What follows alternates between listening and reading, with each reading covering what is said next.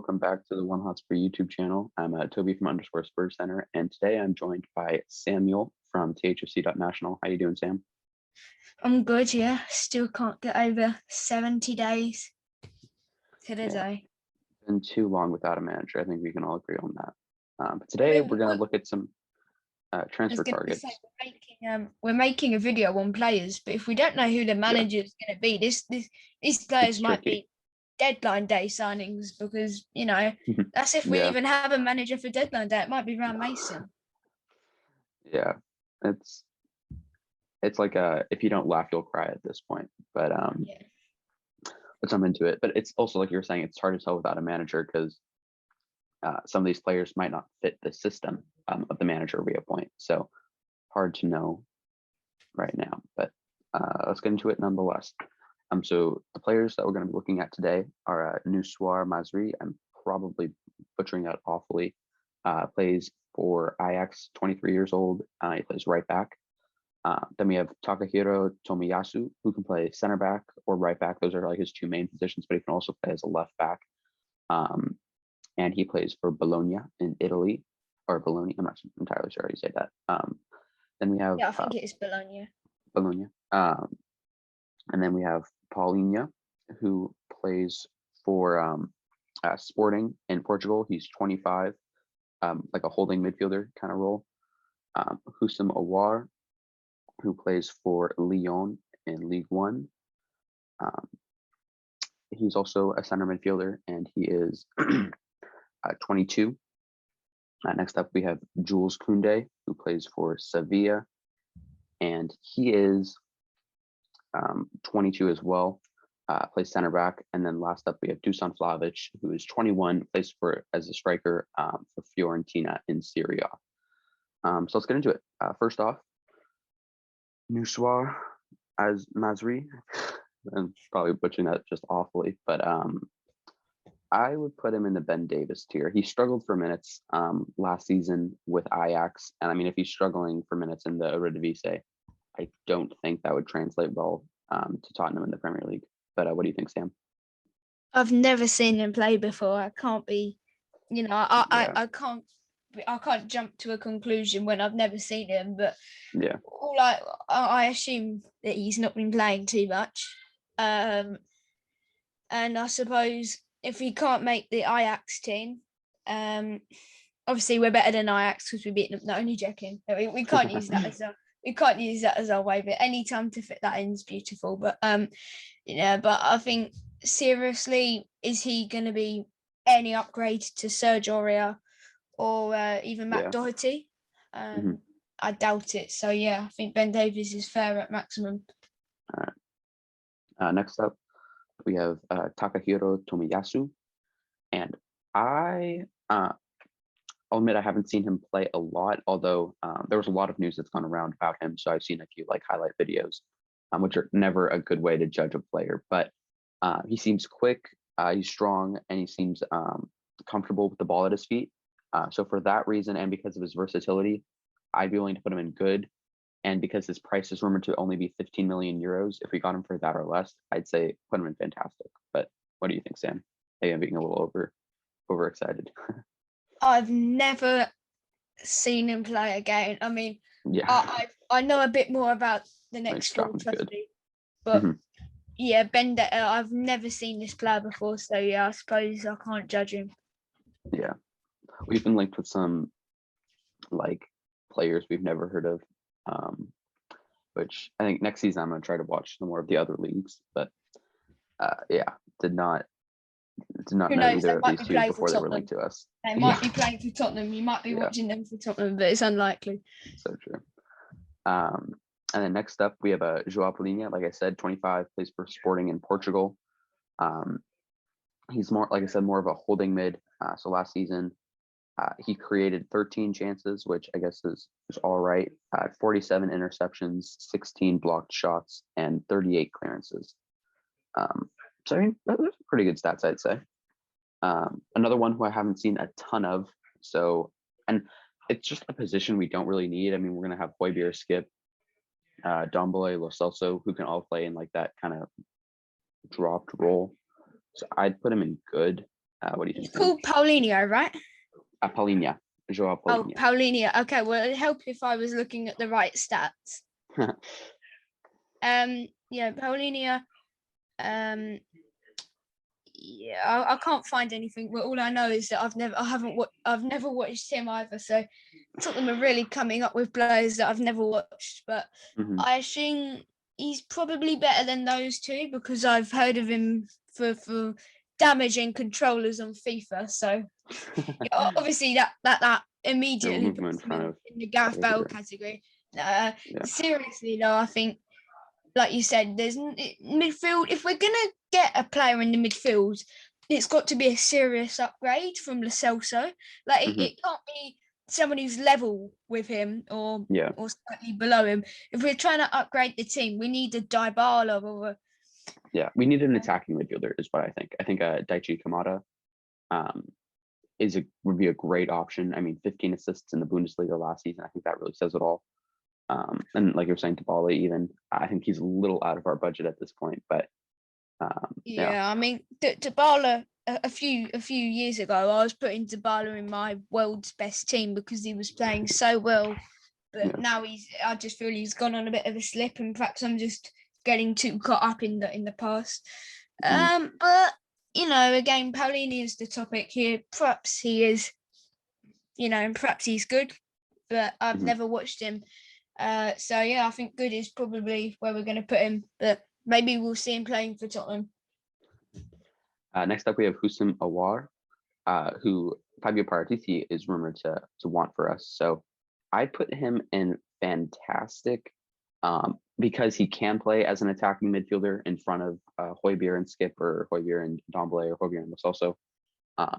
He can be that creative player that we need. Last season, he got 7 goals and 3 assists, but that's because he was playing in like a deeper role. And he had 39 key passes and 42 chances created. So I think that's like the creative type of player that we should be looking for. Well, I mean, he averages a chance created every game, and if we keep Kane, we keep on. Chances prove to be a lot more useful. I'm trying to think. I think it was actually there was a discussion that I was hearing about. I think it was about Paulo Fonseca and how his attacking football would work because he creates a lot of chances. And with Kane and Son on the end of them, there would be a lot of goals. But I think the same goes with Aouar. If he's getting, I've only heard good things about him. I don't think I've heard a single negative. I know that I know Bodie absolutely loves Aouar from the group chat.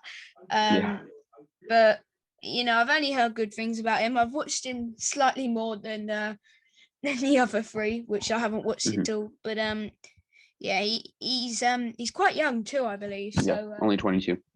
Yeah, 22. I'd definitely take him. And I mean, we saw what happened with Ndombele, the most recent French midfielder from Ligue 1. Took him a season to adapt, but I always thought that Ndombele in his opening game of the season, I was there. I thought, this guy means something, but I just feel that, I think he just took too long to settle in, finding the right manager tactics. I think, the getting signed by Pochettino, and then like, what was it, like 2 or 3 months later, him getting sacked, and then Jose Mourinho coming in, him playing his pragmatic. A Mourinho player has to run, and Ndombele didn't really like running. He's not the sort of and guy defend a lot. An 800-meter sprint in the sports day competition, but suppose we should move on to our next one then. So next up we have Jules Koundé, a 22-year-old center back who plays for Sevilla. Last season he had 40 interceptions, 100 clearances, 10 key passes, and I think that's just about everything that's relevant here. But I put him in Gareth Bale tier. I think he's an excellent defender, just beautiful. I did my research on him. I did my research. I found out that this man is what we need. Him and Rodon would be incredible. He's fast too. That's something that that's something that perhaps we need, because I mean Rodon's not great with running, but he's better than Dyer and Alderweireld. So Yeah. him and Rodon could be very good. Ironically, one of his that you on FIFA you get those traits and all that.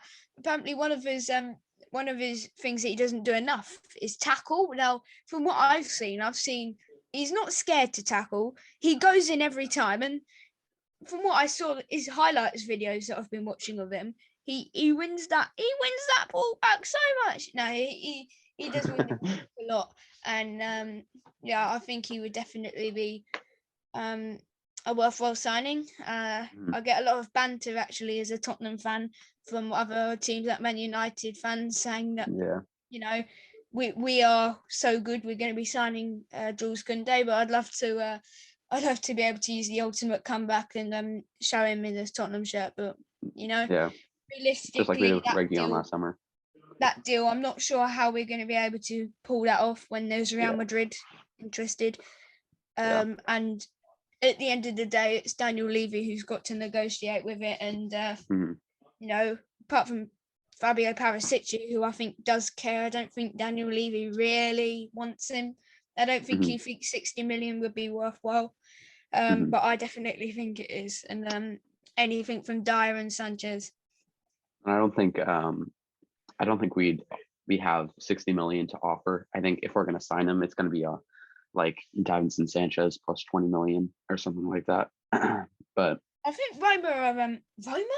I think Sevilla are interested in Davinson Sanchez. I saw that article. So deal for maybe him.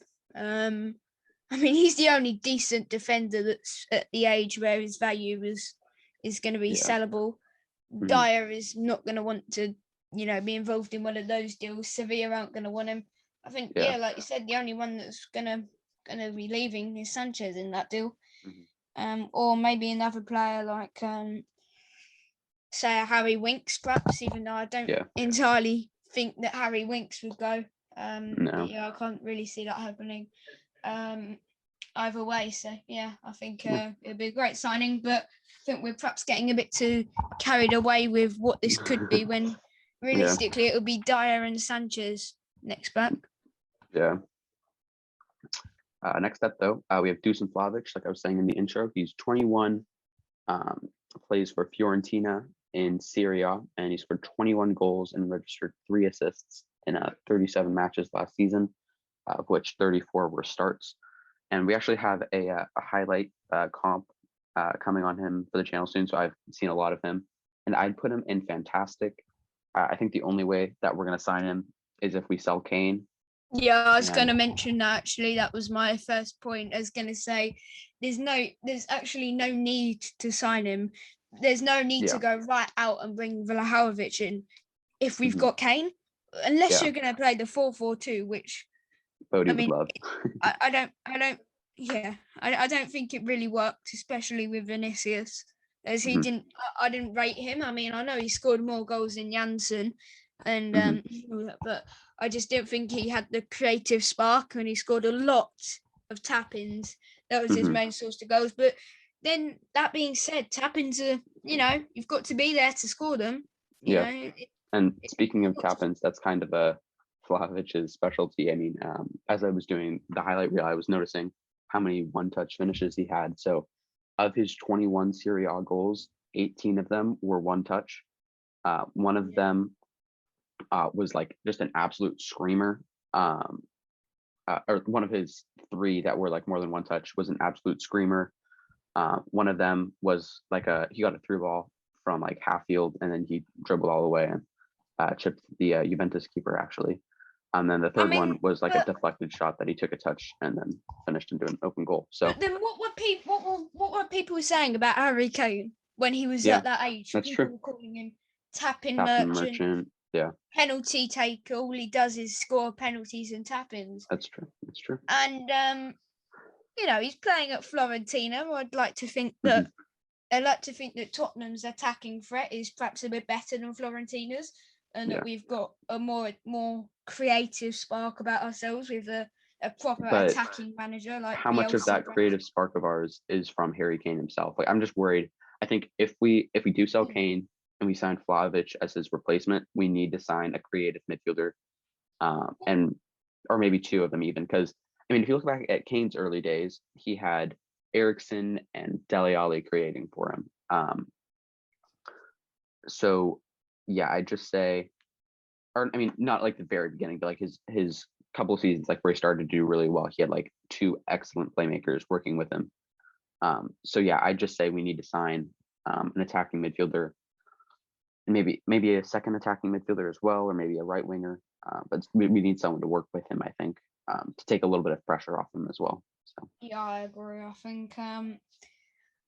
I think maybe that's where our perhaps comes into the decision. But then I think when you get this Kane talk, you get a lot of these player deals, and you get the Laporte's, Bernardo Silva's. Now, another one's Gabriel Jesus. Now, I've already been saying that if we get 100 mil and Jesus, we've done a very good job here, because we've replaced Vinicius with Jesus as our backup, and then we've got this 100 million to go out there and go ambitious for a player like Lukaku, or Vlahovic. I think he's valued at something like 60 million. I think. Yeah. So but, I mean, you think with Daniel Levy's negotiating, it would probably come down to like 50 mil. And like you said, that's also probably needing a midfielder for that to work. So we've got 45 million to perhaps get our put a deal in. I mean, I think for Leon, Harry Winks. Would you like Harry Winks? You can have him if you want. He's we'll have to be creative this window with our deals, and I imagine we'll probably get a loan signing or two. I mean, I wouldn't mind getting like another time. It's like the manager. You can't point to a manager and say this will be Tottenham's new manager, unless you're a certain someone that I know of.